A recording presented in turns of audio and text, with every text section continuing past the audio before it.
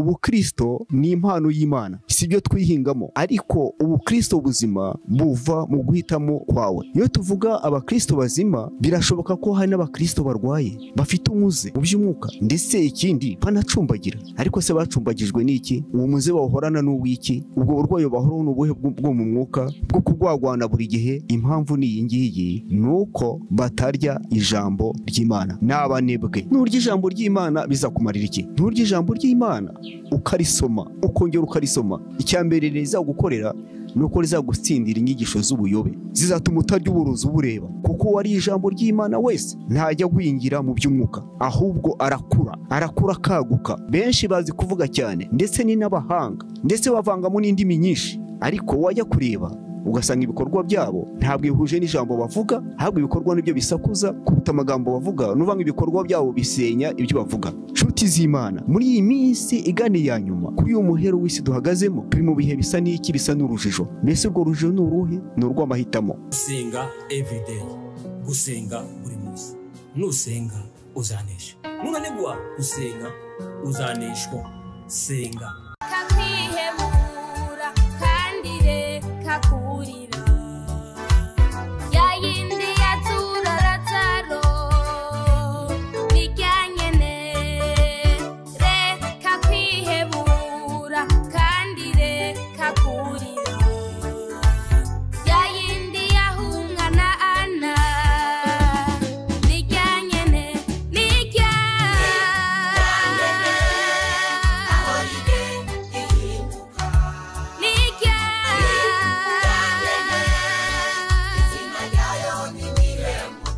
Reka ngusuhuze inshuti ya Gusenga everyday, nizere ko mumeze neza mu busanzwe. Muri kumwe nanjye Imana Dore, abari mu Rwanda shalom shalom, abari mu Burundi shalom shalom, muri Afrika mwese mwumva ikirundi n'ikinyarwanda n'ikinyamurenge shalom shalom. Turakunda ni gusenga buri munsi. Nusenga uzanesha, ko no gusenga uzanesha. Abari ku mugabane wa Amerika shalom, abari ku mugabane w'Uburayi shalom, abari ku mugabane wa Oceania shalom, abari ku mugabane wa Asia shalom, ko muri kamera Gusenga turi kumwe n'umukozi w'Imana yitwa Ngarambura. Amakuru yanyu ni meza. Murashima Imana. Murashima Imana, turi bazima. Ego. Imana yakuryoheye. Akoze cyane. Watangira usuhuza abantu unasenga Imana. Ya, murakoze cyane. Abaduhanze amaso n'abaduteza amatwi bari impande zose, twasuhuje mu izina rya Kristo Yesu. Twongeye kunezezwa no kuza kubana namwe mu kiganiro cyo muri iki gitondo. Reka tubanze dusenge Imana. Mwami Imana yacu, turagushimye, turaguhimbariza kugira neza kwe kwinshi kuri uyu munsi wongeye kumenyere kubaho kwacu. Izina rya Imana rihimbazwe kandi rihabwe icyubahiro. Duhagaze imbere yaho abari mu isi bose batureba, Mwami, tujya ngo tuvuge ibyawe, duhamye ibyawe. Turagusabye Mwami wacu ngo umbashishe, unyemerere nkubere umuyoboro abari uvuga, kandi ngiye n'abanyumva twese dusangira umugisha w'iki gitondo. Mbigusabye mu izina rya Yesu, amina. Amen. Kazi turakwakiriye. Murakoze cyane. Muri iki gitondo cyiza tubazaniye ikiganiro cyiza kiryoshye cyane. Ariko mbere yuko tujya mu kiganiro nyirizina, kuba twumva mwese, ndagira ngo dufatanye indirimbo y'108 mu gitabo cyo gushimisha Imana. Iyo ndirimbo iravuga ngo ngende umukristo nzahora ndiwe. Byumvikane ko indirimbo iryoha mu byiciro bibiri. Indirimbo bwa mbere iryoha ku magambo ayigize, ubwa kabiri indirimbo ikaryoha mu njyana ya muzika. Ubwo rero bitende igihe dufite, reka twe gukoresha muzika, ubwo dukoreshe amagambo ayigize, aba ariyo dusangirira hamwe mu kiganiro tugiye kugirana. Iyo ndirimbo iravuga ngo ngende umukristo nzahora ndiwe, mu bintu byose ngeze ku gupfa. Ngo ngende umukristo mpora mbihamya naho igihugu cyose cyanseka. Ngende umukristo wo mu mutima, kuko musigaye nkunda Kristo. Icyatumye apfa yazize ngewe, nabuzwa n'iki kujya mukunda. Ntabwo ndi bwirangize bitende igihe dufite, ariko amagambo tugiye kuganira turasanga mu gitabo cy'Abefeso igice cya mbere n'umurongo wa 3. mbese Bibiliya iratubwira iki muri icyo gitabo cy'Abefeso? Reka twumve icyo ijambo ry'Imana ritubwira muri icyo gitabo cy'Abefeso igice cya mbere n'umurongo waho wa 3 kugeza ku murongo wa 6. Haratubwira ngo Imana y'umwami wacu Yesu Kristo ariyo na se ishimwe kuko yaduhereye muri Kristo imigisha yose y'umwuka yo mu ijuru, nk'uko yadutoranije muri we isi itararemwa kugira ngo tube abera tutariho umugayo imbere yayo, kuko yabigambiriye kera kubw'urukundo rwayo ko duhinduka abana bayo tubiheshejwe na Yesu Kristo kubw'ineza y'ubushake bwayo. Umurongo wa 6, kugira ngo ubuntu bwayo butagira akagero bushimwe ubwo yaduhereye mu mukunzi wayo Imana yacu icyubahiro. Muri iki gitondo cyiza, muri aya magambo tumaze gusoma mu gitabo cy'Abefeso, ijambo ngira ngo tuganireho riravuga ngo kuba umukristo muzima.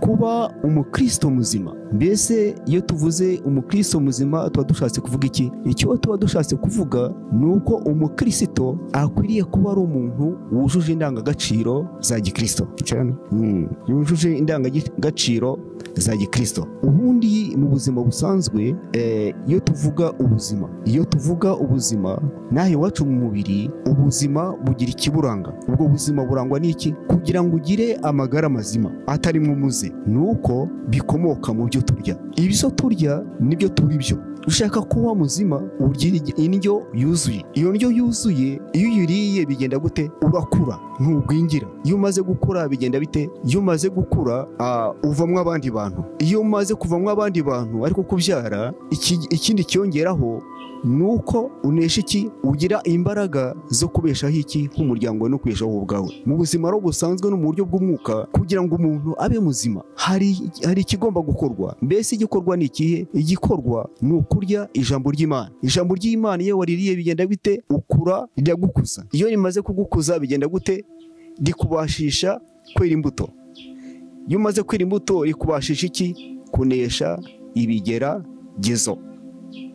Hano uyu muririmbyi twatangiriyeho aratubwira ngo ngende umukristo kandi nzahora ndiwe. Kugira ngo umukristo guhora uriwe ni ukuvuga ngo biva mu byemezo ufata. Ubundi ubukristo ni impano y'Imana, si byo twihingamo, ariko ubukristo buzima buva mu guhitamo kwawe, buva mu mahitamo yawe. Kugira ngo ubukristo buzima biva mu mahitamo yawe, ariko ubukristo bwo ni iki? Ni impano y'Imana twayiherewe ubuntu, nk'uko tumaze gusoma muri cya gitabo cy'Abefeso. Mu butumwa bwiza mu rwandiko Pawulo yandikiye Abakorinto igice cya mbere ku murongo wa 30, haratubwira ngo niyo iduha kuba muri Kristo Yesu.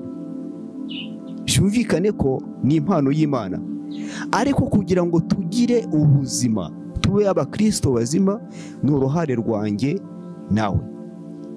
Mbese twabigeraho dute? Birashoboka?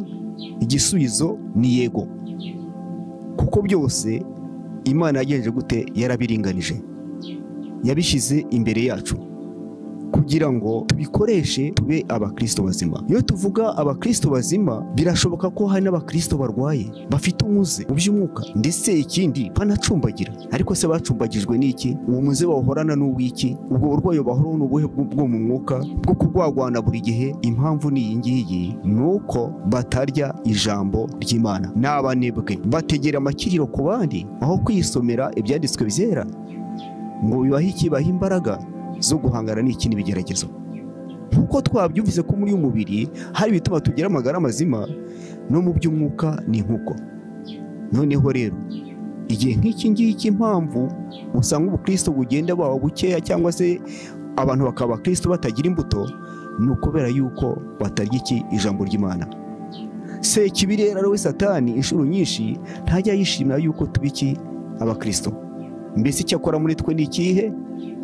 Ni ukuduteza ubunebwe, ni ukuduteza intege nkeya, tukumva ko turi abakristo bihagije nta kindi cyo gukorwa. Nyamara kandi wibuke umugani abanyarwanda bavuga, baravuga ngo amagara aramirwa ntajya amerwa. Icyo bishatse kuvuga ni ikihe?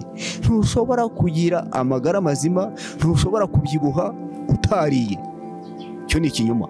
Ntibavuga ngo ngiye ngo navutse ndi munini ngo bibe bihagije. Ubeshwaho kuba munini no kugira amagara mazima ari uko wagenje gute? Ariko wariye. niyo mpamvu rero abahanga bavuga ngo turi ibyo turya. No mu ijambo ry'Imana burya mu bukristo buryo turabo ibyo turya mu ijambo ryayo. Niyo mpamvu mu minsi nk'iya nyuma bigaragara hari abarya ibitaribwa, barya uburozi. Ubwo burozi ni ubuhe? Ni inyigisho z'ibinyoma zibizeza ibitangaza bidashoboka kandi rimwe na rimwe bidahamywa n'umurongo wa Bibiliya. Abantu bakaba muri ibyo bakizera ibitangaza, bakizera ibidashoboka, maze ibyo bizera bitasohora bakanamuka akagenza gute? Bakagwa. Mu gihe kimwe habayeho ikibazo cy'abavuga butumwa twakoranaga. Abo bavuga butumwa bari abantu bafite imbaraga, basengeraga abarwayi, bagakora n'indi mirimo yindi igaragara rwose ko ari abantu bakomeye. Ariko njyewe izo mbaraga ntizari zindimo, nahoraga niganya nibaza nti ese ntariko Mana njyewe uranyemera? Icyo nasengeraga Imana ni kimwe, navuga nti Imana umbabarire umbashishe nanjye umpa ijambo. Ariko se byaje kugenda bite? Ijambo Imana yari rimpaye kandi rindindiramo. None se babandi bo byabagendekeye gute? Igihe cyarageze ishungura riraza, ubu bamwe baraguye, abandi bari mu bindi. Ibyo ngibyo byagenze gute? Babishingutsemo. Byumvikanira ko igihesha uwizera wese ubugingo ni ukurya iki? Ijambo ry'Imana. Nurya ijambo ry'Imana bizakumarira iki? Nurya ijambo ry'Imana ukarisoma, ukongera ukarisoma, icyambere rizagukorera ni uko rizagutsindira inyigisho z'ubuyobe, zizatuma utarya uburozi ubureba, zizatuma umenya ibyiza, umenye n'ibibi, kuko ijambo ry'Imana niryo riri mwiki? Mu bwenge bwose. Icyo gitabo cy'Abakorinto nasomye navuze igice kimwe no ku murongo wa 30 haravuga ngo niduha kuba muri Kristo Yesu waduhindukiye ubwenge. Yaduhindukiye ubwenge. Akimara kuduhindukira ubwenge ni ukuvuga ko igihe cyose tumwisunze, igihe cyose turi ibyo kurya by'umwuka mu buryo bwuzuye, bituma tuba bazima. Ubwo buzima bugatuma duhangana n'ibihe bibi ntidutsindwe n'uburiganya bwa Satani, kuko wari ijambo ry'Imana wese ntajya gwingira mu by'umwuka, ahubwo arakura akaguka, akabwiriza ubutumwa bagenzi be. Noneho yamara gukura, igikurikiyeho ni ikihe?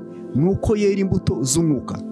Ibyo avuga n'ibyo akora byose bikagendana nta gisizi ikindi. Ariko inshuro nyinshi cyane usanga ibyo dukora ari byo bisakuza kurenza ibyo tuvuga. Benshi bazi kuvuga cyane, ndetse ni n'abahanga, ndetse bavangamo n'indimi nyinshi, ariko wajya kureba ugasanga ibikorwa byabo ntabwo bihuje n'ijambo bavuga, ahubwo ibikorwa nibyo bisakuza kuruta amagambo bavuga. Nuvanga ibikorwa byabo bisenya, ntabwo bihuje n'ijambo bavuga ngo ry'Imana neza, ukaryuza ugasubiramo. Ijambo ry'Imana ntabwo rituma uyoba, ntirutuma ucika intege, ahubwo uhorana imbaraga igihe cyose, kuko ijambo ry'Imana niryo rihesha uwizera wese iki? Ubugingo buhoraho witeka. Imana tudufashe cyane. Nshuti z'Imana, muri iyi minsi igani ya nyuma, kuri uyu muhero w'isi duhagazemo, turi mu bihe bisa n'iki? Bisa n'urujijo. Mbese urwo rujijo ni uruhe? Ni urw'amahitamo. Umubwiriza wa mbere ati ni ibi ngibi, umubwiriza wa kabiri ati ni ibi ngibi. Mbese umubwiriza wa mbere yakubwiye iki? Umubwiriza wa mbere arakwigisha idini rinononsore, akubwira ibyaryo. Ariko se ko by'ukuri idini rihesha umwizera agakiza? Abandi bati yewe, ati turakwigisha amategeko. Mbese amategeko ashobora kuguhesha agakiza? Oya, amategeko bivuga yuko atubera umushorera utugeza kuri Kristo gusa, ariko amategeko siyo aduhesha iki? Aduhesha agakiza na rimwe. Kandi n'abayigisha ntibagenza gute? Ntibayasohoza. Abandi bakajya ngo bakigisha ibyo abantu bapfa n'abandi, bakabyamamaza cyane, ndetse bakitera hejuru n'ibindi byinshi nk'ibyo. Noneho rero uwimwe agatuti ni uwigisha iby'urukundo rw'Imana, kuko urukundo rw'Imana rwo rwatugize iki?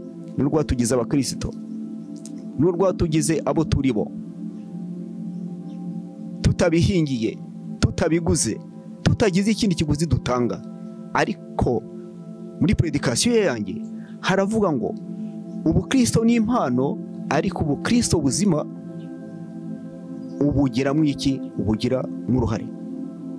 N'udasoma ijambo ry'Imana ngo usenge igihe cyose uzaba umukristo w'umunyantege nkeya, uzaba umukristo uhora urwaye, uzaba umukristo w'umunyamuze, ndetse uzaba umukristo ugenza ute ucumbagira. Kandi bizanabonekera abantu bose, kuko iyo uri umukristo utari nyawe, ucumbagira, ufite umuze, binagaragara abantu bose, kuko iby'umwuka bikubamo bukeya, iby'umubiri akaba ari byo bikubamo byinshi.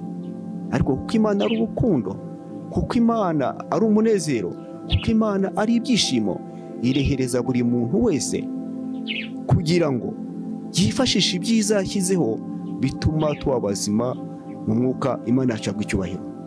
Mbese nshuti yanjye unyumva uri impande zose, waba wumvise ayo magambo, wari ukwiye kuyagira yawe uhereye uyu munsi. Irebe, witegereze, urebe uko uhagaze muri iki gihe. Mbese imbaraga nkeya ufite zirakomoka hehe? Intege nkeya ufite zirava he? Umuhanga w'umunyabwenge niwe wavuze ngo ibitubaho buri munsi ngo tuba twabigizemo uruhare. Ibitubaho buri munsi tuba twabigizemo uruhare. N'izo ntege nke zawe uzifitemo uruhare. Biraterwa n'ubunebwe ugira bwo kwigaburira iki ijambo ry'Imana. Nubwo inshuro nyinshi cyane hariho benshi babwirwa n'ababwiriza babo babereka yuko gusoma cyane bitera ubuyobe, ariko icyo ni ikinyoma cyambaho gusa.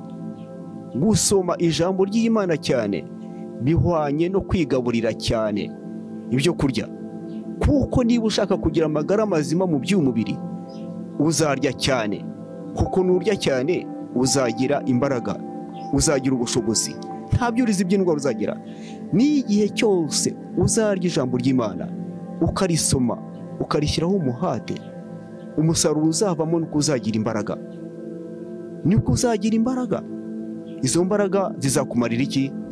Izo mbaraga niko zizagufasha guhangana n'ibigeragezo biriho Satani aduteza agira ngo atuvutse ibyiza Imana agenje gute yadusezeranije. Murakoze cyane kunyumva. Noneho hariho indangagaciro 5 tuziga ubutaha mu gihe kiri imbere. Mu gihe kiri imbere izo ndangagaciro tuziga ubwo tuzagaruka ngaha, ni indangagaciro zigaragaza umukristo nyawe. Mbese umukristo nyawe ninde? Afite indangagaciro 5 zimuranga. Haburamo nimwe ntageze gute ntabaye umukristo nyawe. Yego, iya mbere nuko agomba kugira intego nziza. Iya kabiri nuko agomba kubera abandi urugero rwiza. Iya gatatu nuko agomba gukunda nkuko Yesu akunda. Iya kane nuko akora imirimo ya buri munsi yirinde cyane igisa nacyo. Iya gatanu nuko yuzura umutima w'imbabazi. Yego, iya mbere ngaho yitubwire. Iya mbere kugira intego nziza. Kugira intego nziza tuyivana ku mukiza wacu araduhamagaye, nkuko igitabo kibitubwira cy'Abefeso nako cy'Abafilipi kiratubwira ngo mugire wa mutima uri muri Kristo Yesu, kuko niwe cyitegerezo cyacu. Mbese intego ya Kristo yari iyihe?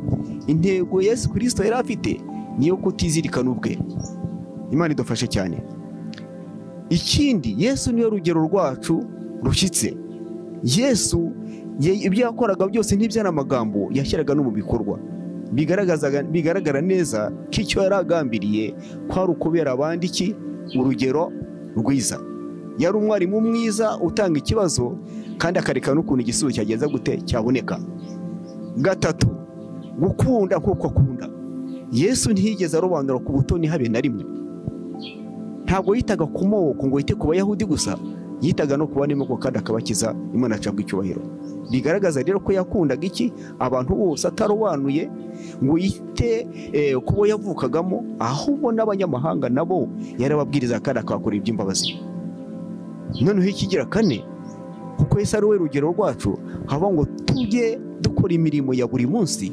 Yakoraga byose yabikoraga yitanze, yabikoraga ntacyo yiziganye habe na gatoya, yabikoranaga umuhate wose. Ikindi cya gatanu tuvuze kandi tuzansubiramo, kiravuga ngo yizuraga umutima w'imbabazi. Niho wasanga agaburira abashonji, niho wasanga akiza abarwayi n'ibindi bikorwa nk'ibyo. Urwo rugero mvuze rw'indangagaciro 5 zigomba kugira umukristo, natwe tugomba kuzigira, kuko bigenje gute birashoboka.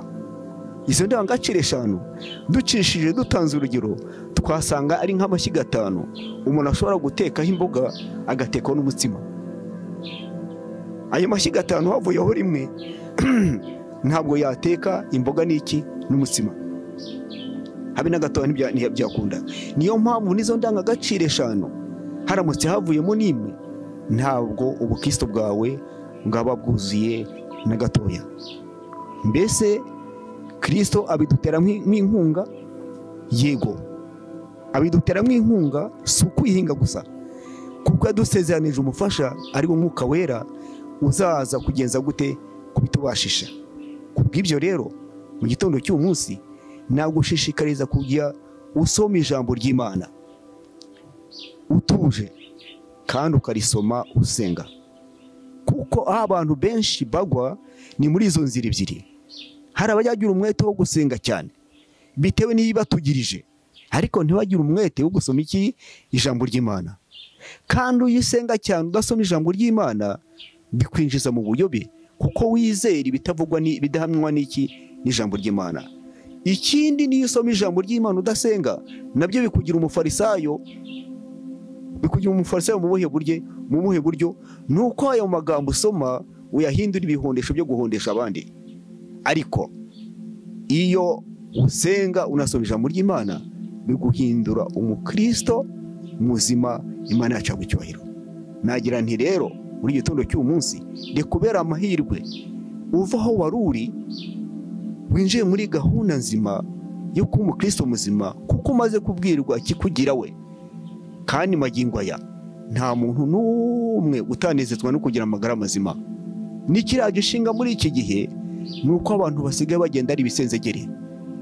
Urabona agahinda bagendana niyo ari abatunzi bakaba badafite amagara mazima ntibaba banezerewe.